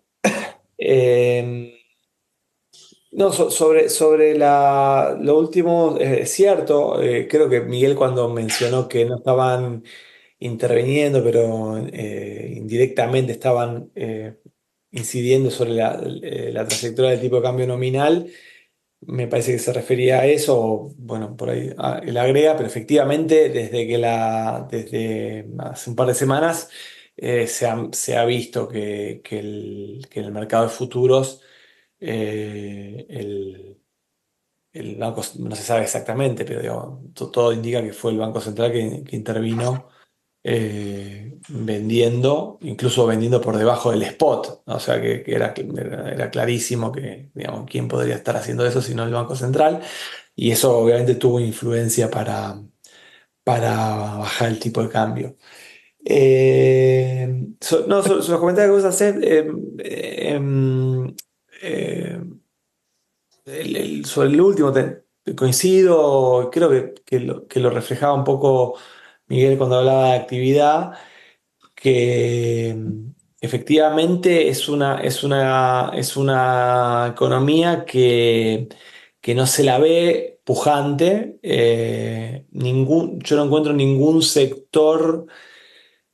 Esto no es una crítica al gobierno, ¿no? Porque era una economía tan desmadrada la que era el gobierno que digamos que en un punto hay que sacarse el sombrero en el sentido de que estemos en la situación en la que estamos actualmente, ¿no? Digamos, estamos en una situación de mucho más tranquilidad y estabilidad que la que heredaron y créanme que podría haber sido, digamos, creo yo, por lo menos era mucho más pesimista de lo que terminó pasando, o sea lejos de una crítica, pero sí es cierto que es una economía que luego de la recuperación que hubo en la segunda mitad del año pasado, ya en algún momento de se empezó a notar fatiga, y cuando uno habla con los sectores, como te pasa a vos, Luis, con los que mencionaste, pero yo te diría que muy, muy, muy extendido, ves que es una economía que está con márgenes muy, muy pequeños, que les está costando. Bueno, Martín Piñeiro nos dirá con más precisión, por ejemplo, qué está pasando con los productores, pero digo, por lo que uno escucha, los productores están exigidos, y más ahora que la ecuación de rentabilidad todavía me parece a mí les empeoró, pero uno escucha que en Vaca Muerta están haciendo reducciones de personal, varias empresas. O sea, digo, no, en Vaca Muerta, cuando uno habla con economía del conocimiento, salvo 2 o 3 casos excepcionales, JP Morgan que amplía la planta y EY, que también, pero es más global el caso de EY. O sea, no hay crecimiento fuerte del empleo y de la actividad, ni que hablar de los sectores industriales que tienen mucha dificultad. Entonces, realmente no hay sector de la economía, y el comercio, el retail también está, digamos, uno habla con los supermercados, están caídos, alimentos, consumo masivo, les está costando. Entonces, es una economía que efectivamente le cuesta, y parte de esa dificultad me parece que tiene que ver con algo que mencionó Miguel, que digamos que nosotros estamos teniendo lo malo de la apreciación cambiaria, que es justamente que disminuye mucho la rentabilidad de los sectores que son transables, los que compiten con importaciones o los que exportan. Y no estamos recibiendo y no estamos teniendo lo que Miguel decía, que es el prototipo de estabilización con cuenta capital abierta, que es cuando es exitoso te entra mucho capital. Entonces eso es muy expansivo porque aumenta la liquidez, aumenta la inversión, y eso no está pasando. Entonces estás solamente teniendo el costado más negativo del retraso cambiario. Entonces eso digamos, me parece que se está empezando a ver, y que yo quisiera ver ahora el camino a las elecciones, cómo sigue esa película, ¿no? Porque eso es una pregunta abierta. Pero además conspira con las reformas estructurales en serio, porque si quieren bajar impuestos se le va al diablo el superávit fiscal. Bueno, y yo no diría digamos, no solo hablaría de reformas estructurales para el tema del crecimiento a largo plazo, sino también toda lo que es la inversión pública, porque quiero decir, vos creo que lo decías vos, Luis, vos hablabas del tipo de qué mal hacemos, no sé si lo dijiste así, pero digo, ¿qué sentido tiene comparar el tipo de cambio real de hoy contra el de la convertibilidad? Well taken, lo tomo, tenés razón. Pero no solamente por el peso del sector público. Mirá la infraestructura pública que tenía la economía argentina en aquel entonces, la que tiene hoy. O sea, una discusión que de hecho yo he tenido en algún momento con el equipo económico es: yo no veo en qué sentido el equilibrio fiscal te hace te permite tener un tipo de cambio real más bajo, si en definitiva vos lo que estás teniendo es peor infraestructura pública, la productividad sistémica te empeora, no te mejora. Entonces, eso yo también lo agregaría a lo que vos decís, efectivamente. Eso es un punto con el que coincido. Clave. Bueno, Bueno. gracias. Martín Piñeiro, justo que te mencionaron. No, perdón, ¿puedo hacer un comentario? Sí, dale, Miguel. Perdón. No, porque creo que Martín cubrió muy bien los puntos centrales de intervenciones, así, efectivamente, intervención cambiaria en el mercado de futuros. Hay rumores de que fue, y que eso fue el día que el tipo de cambio bajó 75 pesos, digamos, que nadie entendía. Prendiste a la pantalla y el dólar había bajado de 1.200 a 1.125, algo así. Bueno, con respecto a lo de las importaciones coincido, y con respecto a lo que es la parte fiscal también. Quería comentar con respecto al M3, en qué medida eso puede ser un riesgo. Yo creo que toda economía, digamos, que está monetizada esos pesos son convertibles en dólares, o en es así, digamos, es correcto la apreciación.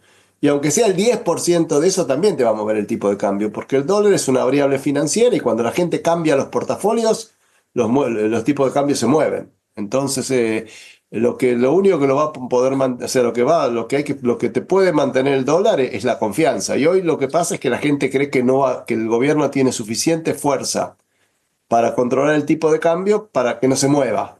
Eso es lo que hoy lo está manteniendo, la convicción de que hay muchos que están entrando a la cosecha, que el gobierno, que el Banco Central no corre riesgo, que hasta por lo menos hasta el fin de la cosa, a fin de junio, el Banco Central tiene poder de fuego para mantenerlo, y eso es suficiente para que la gente crea y se quede en pesos.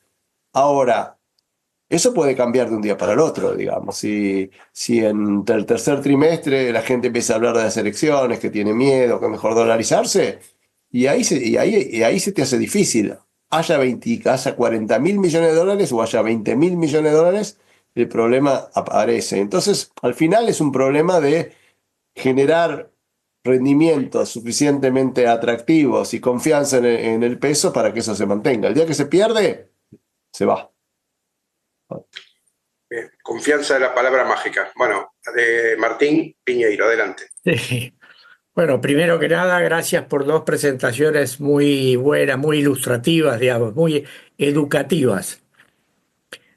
A mí me parece que los dos esencialmente nos están diciendo el programa económico está bien, está más o menos funcionando, tiene problemitas aquí y allá, pero hay un problema central que es la falta de dólares de aquí para adelante. A mí me parece que el gobierno está pensando que el RIGI y que los dólares de los colchones van a tapar una buena parte del agujero que ustedes están planteando. ¿Quién es ahí? Específicamente con respecto al sector agropecuario, ya que Martín me dio... Hola, Mariana. Hola. Es decir, que la situación está mal.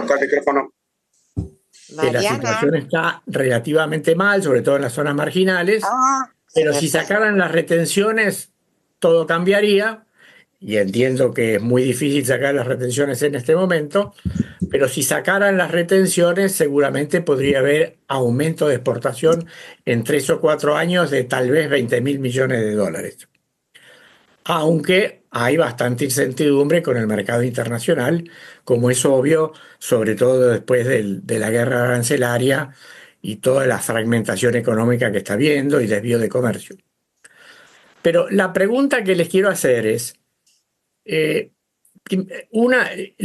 tema de los RIGI, las inversiones, que me parece que ustedes le tienen poca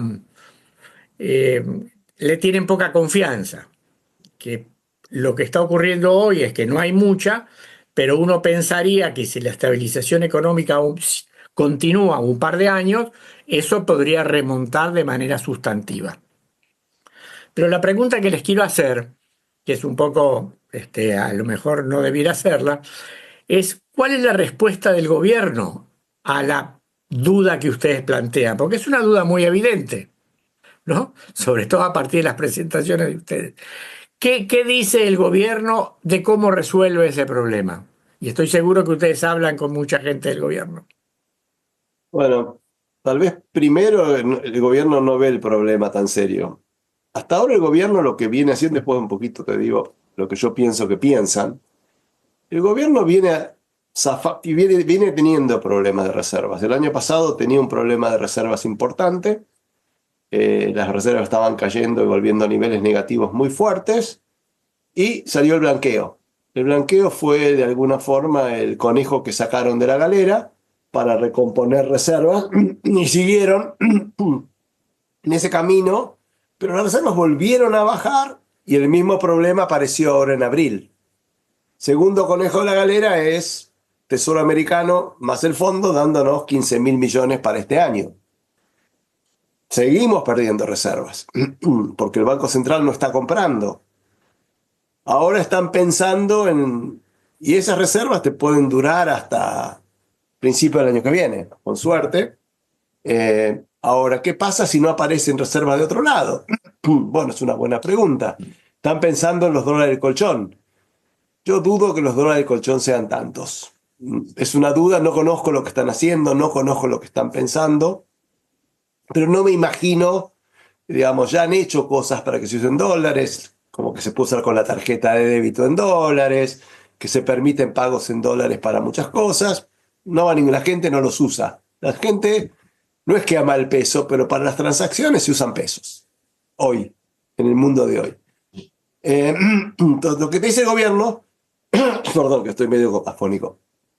Lo que te dice el gobierno es, no, el tipo de cambio que tenemos hoy es un tipo de cambio de equilibrio, el mundo no se da cuenta, pero nosotros somos un país rico, generador de muchos dólares, por lo que vos decías, RIGI, minería, 20.000 si querés, de agro, 30.000 de energía, 20.000 de minería. Mirá todos los dólares que tenemos y vos me venís a joder que hay problemas.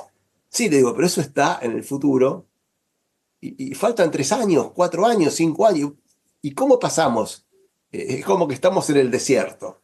Vemos que hay un oasis a 5 kilómetros, o no sé cuánto, y vos decís, bueno, cuando tenga el oasis voy a tomar mucha agua, pero yo no sé si caminando llego al oasis. Esa es la pregunta. Si yo voy a tener suficiente agua como para llegar caminando a ese oasis en el cual no voy a tener ningún problema. Yo creo que esa es la discusión, y aparte yo creo que Toto es muy bueno en generar fondos, ha sido muy creativo, siempre encontró la vuelta y dice, de alguna forma lo voy a arreglar. Dios proveerá. No sé cómo, pero Dios proveerá los dólares para que yo pueda llegar, o el agua, para que yo pueda llegar al oasis y no tener problemas. Yo creo que eso es lo que están diciendo. No tienen una historia fuerte todavía, pero, digamos, están pensando mucho en el futuro, que Argentina es un país con mucho futuro y que esta vez se va a dar. Gracias. Yo Dale, complemento, Martín.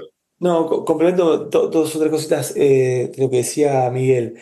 Primero, lo del RIGI, hasta donde tengo entendido, hay solamente 11 proyectos que se postularon. La mitad de la plata de los proyectos del RIGI es YPF, o sea, eran todos proyectos que ya estaban, que estaban esperando para. O sea, no hay nueva dinero detrás de eso. O sea, que no, el RIGI, no, yo no creo que eso sea algo sustantivo. Segundo punto que quiero hacer es sobre las cuentas de los dólares. O sea, porque yo creo que hay como una especie de borrachera, así como nos criamos con una cosecha nos salva, ahora hay una, digo, una especie de fantasía con Vaca Muerta y la minería. Yo insisto siempre con un punto, si en el mejor escenario que uno puede construir combinado, o sea, de minería y energía, que es virtualmente inverosímil, pero a menos que cambien mucho las condiciones, cambien mucho los precios, pero con precios optimistas, es fantasía también. Podríamos estar hablando de 50.000 millones de dólares de exportaciones de energía y minería para 2030. Estamos hablando de $1.000 per cápita de exportaciones. O sea, Chile tiene 3 o 5.000 dólares per cápita, depende del precio del petróleo, en minería. O sea, no nos volvemos no nos convertimos en un emirato de América del Sur con esa cantidad de dólares. O sea, bienvenidos esos dólares. Una economía que siempre le está faltando dólares, bienvenido. Pero piensen también, yo les mostré los números, el sector privado, no el sector privado, las personas entre ahorro, dólares para ahorro y turismo, tranquilamente, o sea, a precios de hoy, en 2017 se gastaron entre 35.000 y 40.000 millones de dólares para turismo y para ahorro. Entonces, digamos, no es game changer realmente ni lo de minería ni lo de Vaca Muerta. Y sí, déjame un último punto más nodal, que me parece que por lo menos yo no lo expresé, porque vos, Martín, resumiste muy bien por ahí la visión de lo que fueron nuestras presentaciones. Mi duda no es solo los dólares y los puentes que pueda construir Toto para llegar al oasis, como decía Miguel. Yo creo que lo más sustantivo de la duda sobre Argentina es el sistema político. O sea, yo creo que el real money, la inversión de verdad, la pregunta que se hacía Miguel, está muy vinculada a cómo es Argentina dentro de 4 años, dentro de 3 años. Digo, ¿alguien acá está dispuesto a decir la probabilidad de que venga, no digo necesariamente Cristina Kirchner, y no lo quiero personalizar, pero quiero simplemente construir la fantasía del cuco que asocia peronismo y kirchnerismo con 2.000 puntos básicos de riesgo país?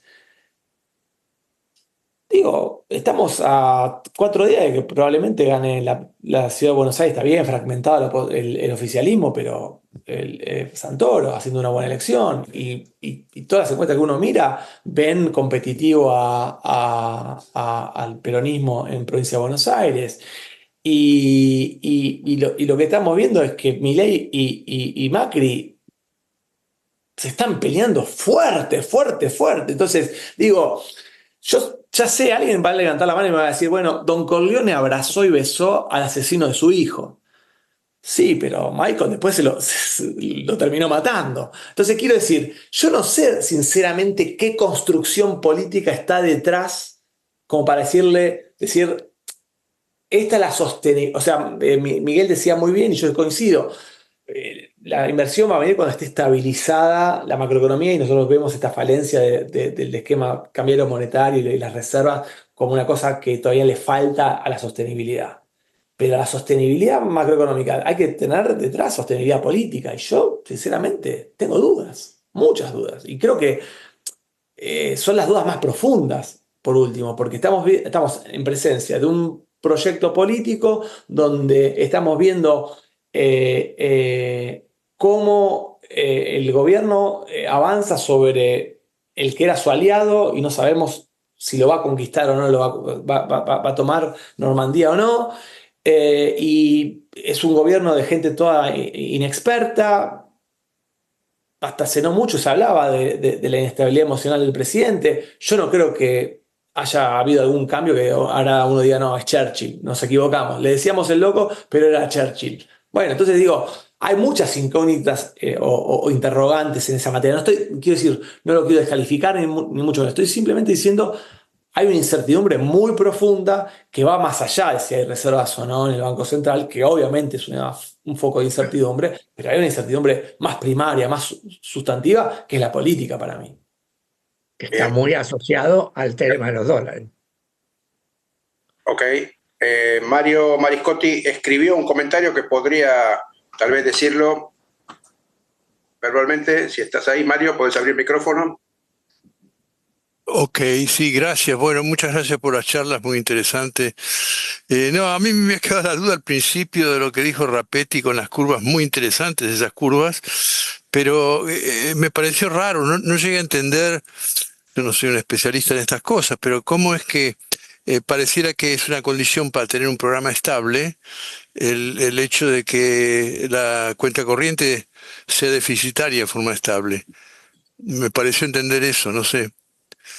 No, perdón, fui por ahí demasiado rápido, era demasiado material como para digerirlo de golpe.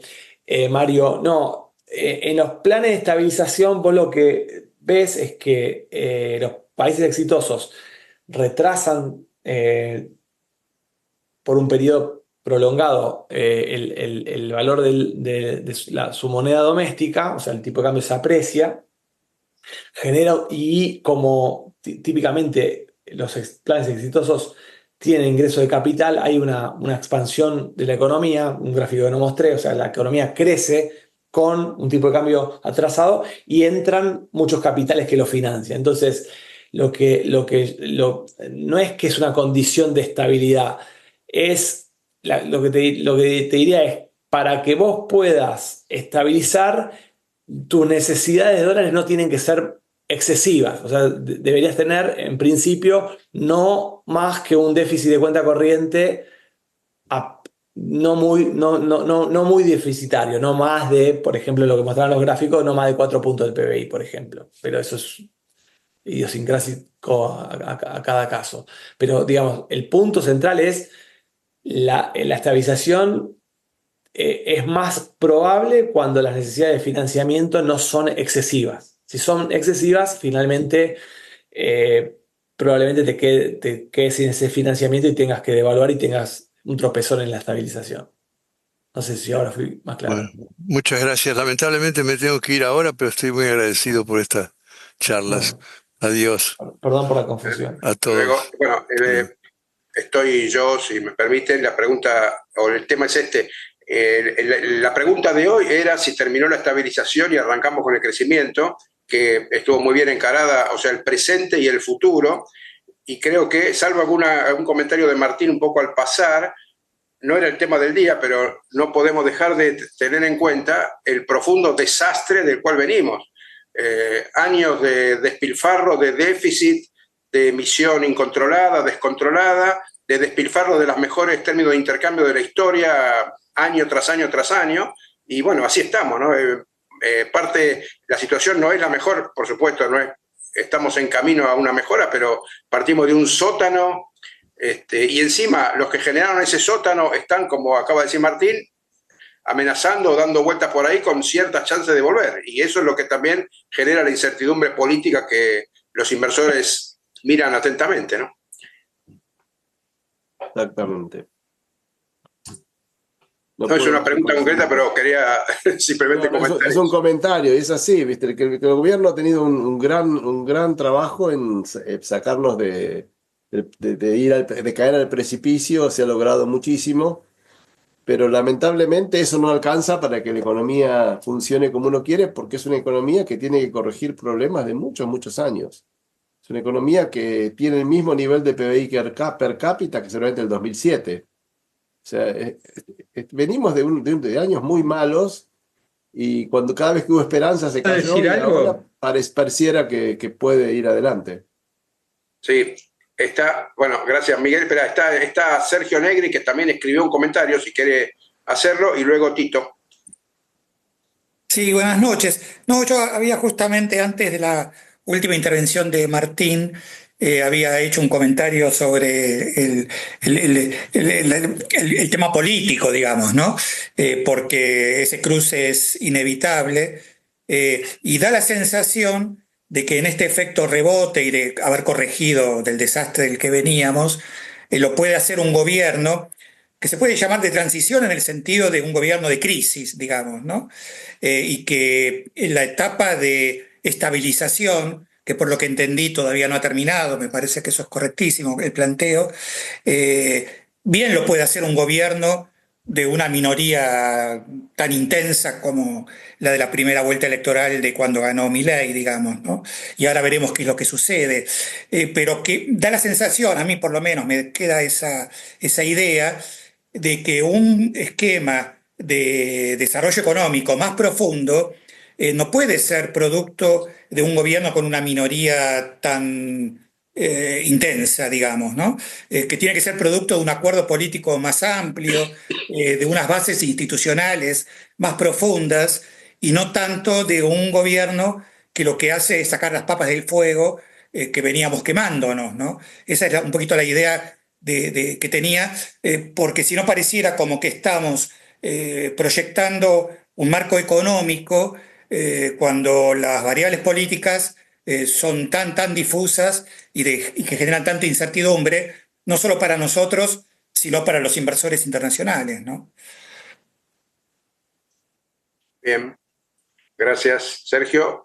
Tito Palermo, adelante. Sí, yo no voy a entrar en la discusión de la herencia, de la pesada herencia, el legado, etcétera, etcétera, básicamente porque sería absurdo negar eso, o perderíamos el tiempo. Pero lo que quiero decir es la responsabilidad del presente la tiene el que decidió ganar las elecciones, consiguió ganarlas y gobierna. Todo lo demás es un contexto.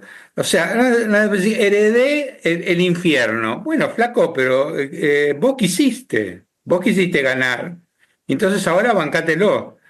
El problema, más allá de la canchereada de barrio que yo le puedo hacer con toda razón, ¿no? Y se la hago, y no creo que sea refutable, el problema es que esta responsabilidad supone elecciones de escoger, no de elecciones de sufragiar.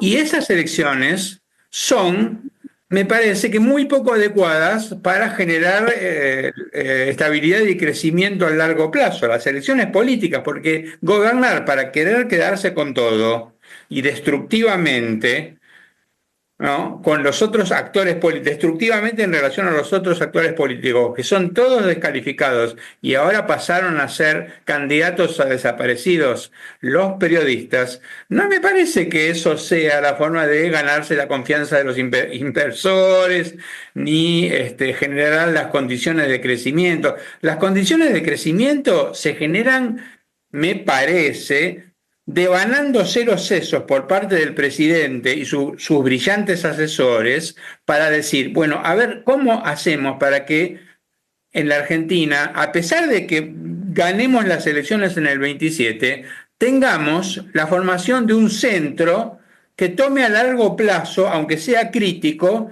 tome a largo plazo nuestros objetivos? Es decir, hagamos lo que salió mal con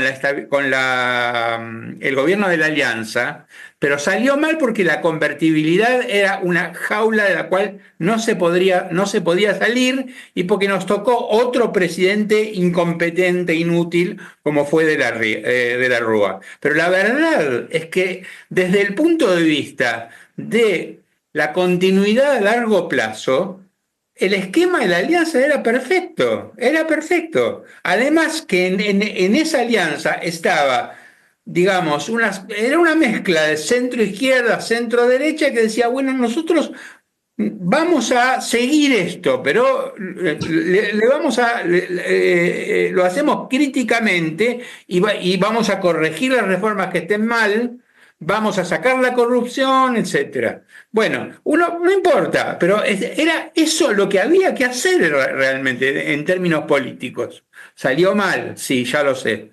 Pero yo no estoy viendo ningún esfuerzo político en términos de elecciones, vuelvo a decir, no de meter sufragios, de elecciones por parte del gobierno que no sea querer quedarse con todo y destruir a todos los demás. O sea, y eso incluye, ahora lo nuevo es la prensa, ¿no? Pero no cambia nada, el camino es el mismo. Y me parece que ese no es un camino que tenga que ver con, bueno, vamos a estabilizar y colocar los incentivos correctos para que haya crecimiento. ¿Qué incentivos correctos? ¿Amenazar con que los periodistas van a desaparecer? ¿O amenazar con que, es decir, calificar a todo el mundo de mandriles? No sé, me parece que yo no veo que haya una compatibilidad. Gracias. Facundo, ahí levantando la mano. Adelante, Facundo. Abrir el micrófono. Sí. Yo quiero tomar un poquito lo de Martín y asociarlo con lo de Tito. Yo también tengo una pésima impresión de la actitud del gobierno, de lo nocivo que es en todos los aspectos, de su falta de vocación de construir un acuerdo que permita darle sustento a las reformas necesarias y estar dispuesto a discutir el contenido de esas reformas estructurales que no vayan al extremo de lo que ellos plantean, sino a un punto donde hay consensos importantes a que algo está agotado y debe cambiar. Pero quiero agregar un punto más que tiene que ver también no solamente con la mirada externa, como decía Martín, de los que quieren hacer inversiones, sino cómo nos mira nuestra sociedad. Y quiero ser completamente autocrítico de los políticos que nos oponemos a Milei. Me parece que nos falta perspectiva, nos falta claridad, nos falta orientar caminos, nos falta decir cuáles son las cosas que a fondo estamos dispuestos a transformar y cuáles son los límites que le ponemos al gobierno. Nos falta calidad en la negociación no es que te negocio que bajo o no bajo, sino me bajás un cambio, no tenés quórum y no bajo a donde me insultan, digamos. Y yo creo que hay un problema de actitud en la política, en la dirigencia política opositora, que complementa mucho la estrategia provocadora, arbitraria y autoritaria del gobierno. Y me parece que no es solamente, es más, no tengo ninguna expectativa de cambio del gobierno. Me parece que el único cambio del gobierno va a estar de acuerdo a la firmeza y la capacidad de frenarlo que tenga la oposición, que no está dando ninguna señal en ese sentido. Era el comentario que quería hacer.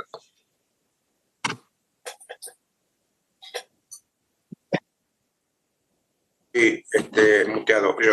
Tenemos 4 minutos como para que Martín y Miguel en 2 minutos redondeen cada uno y vamos a ir cerrando la reunión. ¿Quién? ¿Quién cierra primero? Simplemente agradecerles, ¿no? Por el tiempo y la paciencia y el interés, así que creo que Ok. haber dicho todo. No, tal vez, digamos, no es que yo el planteo que, por lo que decía Facundo recién, el planteo que hice de perspectiva política, necesariamente yo digamos, no voto a Milei, ¿no? Digo, pero no lo hago desde la perspectiva de mis preferencias electorales. Lo que digo es, yo no veo en este gobierno, en esta fuerza política, todavía signos que me permitan decir, bueno, acá hay un proceso político que por ahí me disgusta, lo que fuese, pero que uno ve que tiene cuerpo como para darle soporte político a todo lo que queda, el plan de estabilización que hablaba con Miguel y a las reformas que se necesitan para pasar de eso al crecimiento. O sea, todavía no lo veo. Puede ocurrir sin necesariamente que convoque al centro, como decía Tito, puede ser una convocación hegemónica que se quede no con todo, pero con mucho, y eso digas, bueno, no gusta, no importa, tendrá problemas, qué sé yo, pero esto yo sé que funciona y tengo previsibilidad. Yo no veo que haya eso es lo que estoy diciendo, más allá de que obviamente no soy un votante de Milei, pero bueno, eso es absolutamente secundario, es como si estuviera con mi psicólogo confesando mis problemas, eso es otro tema. Gracias, Martín. Miguel. Bueno, entonces, frente a todo, les agradezco mucho la invitación. Realmente creo que hubo un debate muy interesante. Yo creo que en general, hoy en día uno, por lo menos de mi visión, que es una visión liberal y ortodoxa de la economía, si quieren, en líneas generales, aunque soy mucho más keynesiano de lo que es Milei, yo creo en las políticas contracíclicas. Yo creo que, digamos, el gobierno ha logrado mucho en este poco tiempo. Lo ha logrado en parte porque Milei es demasiado audaz y logró imponer su visión. Si yo tengo algo para comentar hacia adelante como preocupación, ustedes mencionaron varias. Mi preocupación principal es que hoy, digamos, en líneas generales, la mayoría de las cosas que hizo nos parece, por lo menos a la gente que piensa como yo, nos parece bien. Ajuste fiscal, apertura de la economía, liberar precios, en general un montón de cosas nos parece bien. El problema es que el día de mañana nos puede parecer mal y él va a seguir de la misma manera. O sea, a mí me da mucho temor un gobierno que de alguna forma se puede llamar autoritario, me hace acordar mucho a Trump, pero que no sabe, que no escucha y que no sabe recular a tiempo necesariamente. Eso es un temor hacia adelante, que lo tengo, no solamente de Milei, que le dije también de Trump, y de la era en el mundo que estamos viviendo. Pero eso simplemente es como una reflexión, ¿no? para cerrar.